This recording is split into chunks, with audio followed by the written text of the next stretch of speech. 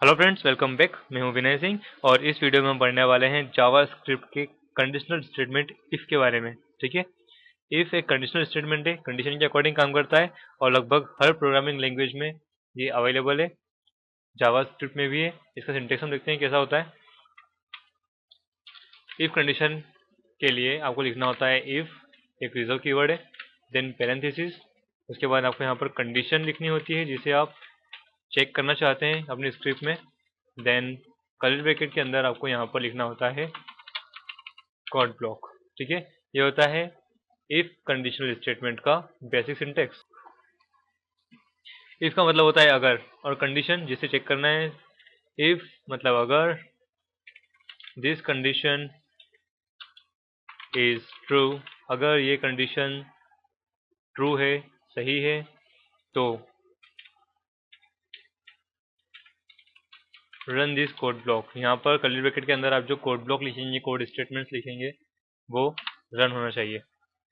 ठीक है। ये होता है इसका बेसिक सिंटेक्स। तो अब हम एक एग्जांपल के साथ इसे देखते हैं। हम एक वेरिएबल ले लेते हैं एज नाम का,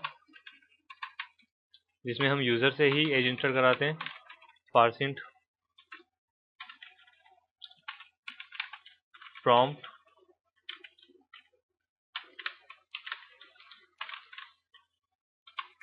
please enter your current age. Then second parameter pass करते हैं हम, age must be N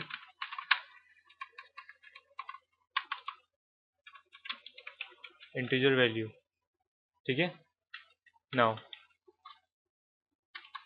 if age is smaller then 18, अगर कंडीशन हमने यहाँ पर दी है एज जो वेरिएबल है उसकी वैल्यू, इंटीजर वैल्यू अगर 18 से कम देता है यूज़र, मतलब उसकी एज 18 से कम है, तो डॉक्यूमेंट डॉट राइट प्रिंट होना चाहिए क्या, you are not eligible for voting system, leave this site. ठीक है। अगर यूज़र की एज 18 से छोटी है तो उसे दिखाई देना चाहिए ये मैसेज जिसमें लिखा है you are not eligible for voting system, leave this site. Else कुछ भी यहाँ पर शो नहीं होगा वेब पेज पर। ठीक है। Refresh, please enter current age, मैं लिख देता हूँ 18 से छोटी 15। तो यहाँ पर लिखा आ रहा है you are not eligible for voting system, और मैं अब यहाँ पर 18 लिख देता हूँ अगर 18, तो कुछ भी दिखाई नहीं देगा क्योंकि हमने उसके लिए कोई कोड ब्लॉक नहीं बनाया है। लेकिन अगर हमारे पास दो कोड ब्लॉक होते हैं, जिसमें से एक होता है कंडीशन ट्रू होने पर चलना चाहिए, एग्जीक्यूट होना चाहिए, और दूसरा कंडीशन फॉल्स होने पर एग्जीक्यूट होना चाहिए, तो हमें यूज़ करना होता है इफ एल्स, इस तरह से। ठीक है। एल्स, एल्स मतलब अपोजिट कंडीशन, 18 के बराबर है या 18 से बड़ी है, तो document dot right,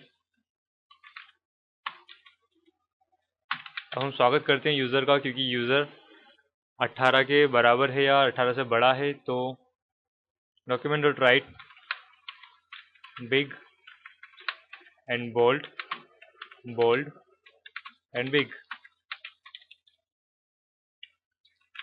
you are welcome for voting. ठीक है। Save and refresh, enter your age 18, you are welcome for voting. ठीक है। अगर मैं 17 कर देता हूँ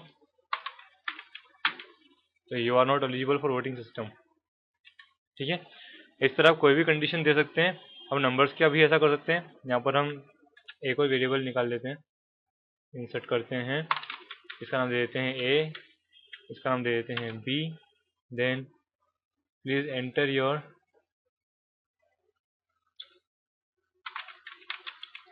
फर्स्ट नंबर।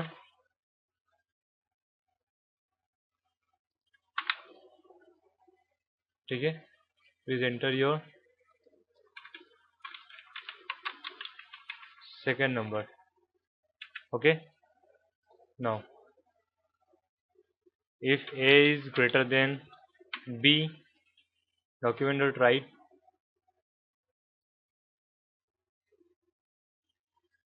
a